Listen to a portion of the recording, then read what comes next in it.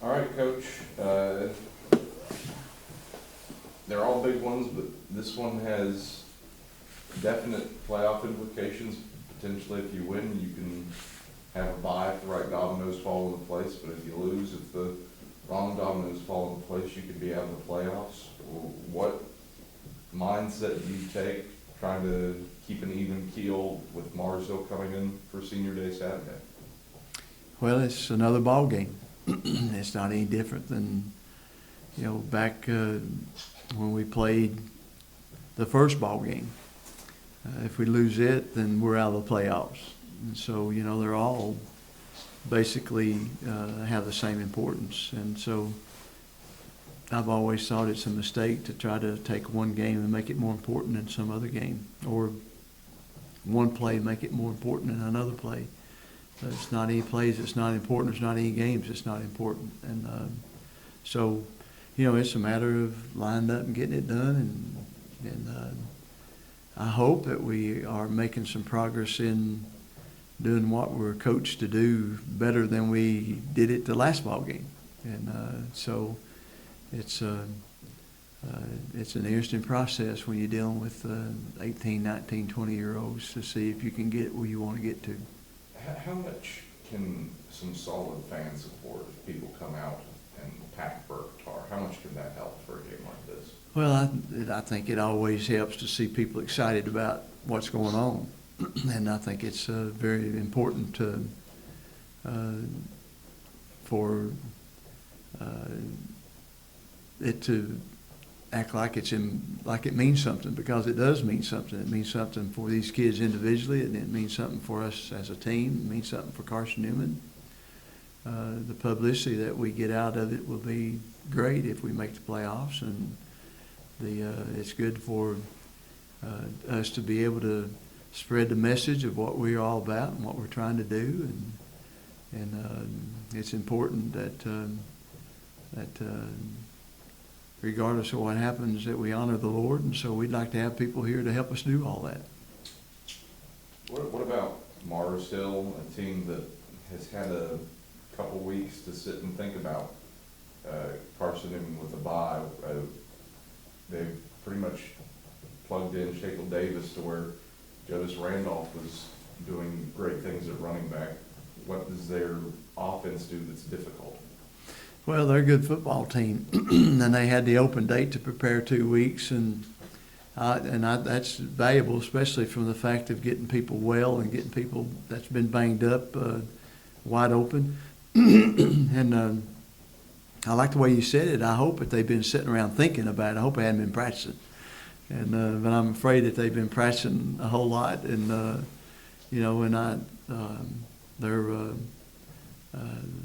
they're probably the most capable football team we've played so far. They got great team speed.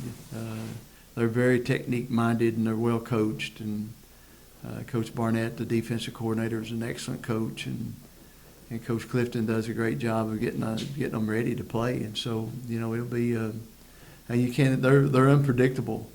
You can't tell. They're liable to throw it deep 10 times in a row. They're a very capable football team. Is it just that they have talent at every position that lets them be unpredictable? Is that how that works? Oh, yeah. Like you said, Davis, the running back, replaced a Heisman winner for Division II, and hadn't missed a whole lot. He's a little bit of a different kind of back, but he's still, production is great, and the fact is, in open space, he may be more dangerous than Jonas Randolph. So he's a good football player.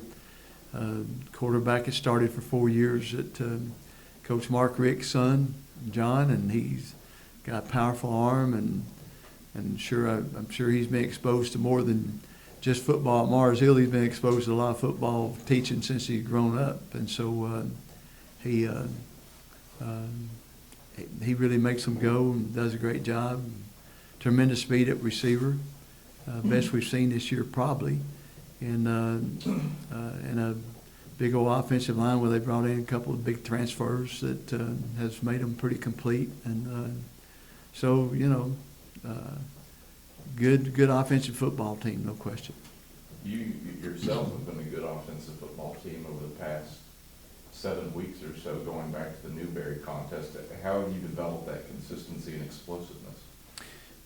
Well, we've got a good offensive line. We've got some good, hard running backs. We got a quarterback that's made our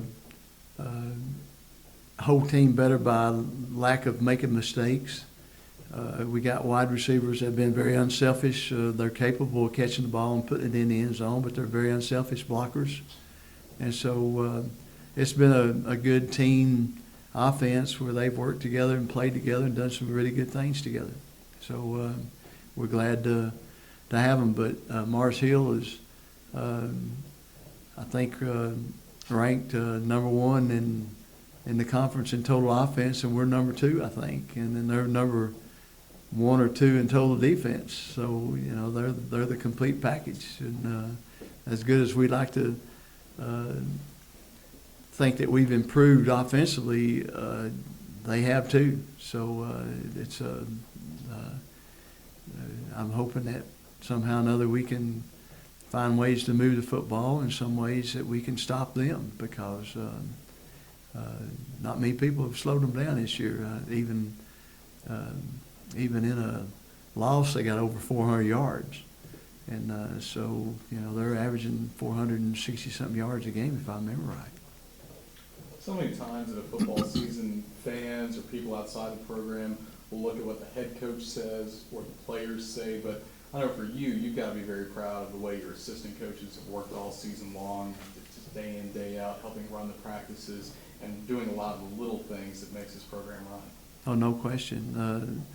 What a blessing this coaching staff is, and what they've been for years and years. I mean, you know, it's just a lot of these guys have been around for a while, and you know, and we couldn't ask for a better group of men to work together.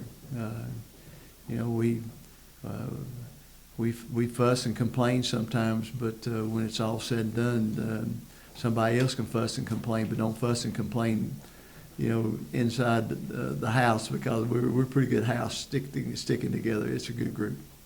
And also, you look at this week being senior day, does it cause you to reflect at all about meeting some of these young men for the first time, going through the recruitment process, and then seeing them develop not only on the field but also off the field? Well, that's the payoff. You know, that's why you do this crazy stuff, is to see how the Lord grows young men into, or young males into young men. And so, you know, it's been really, it's always the most encouraging part of the job, is to see some of the fruit start really showing up big time, and to see how they're going to go out of here and impact our world.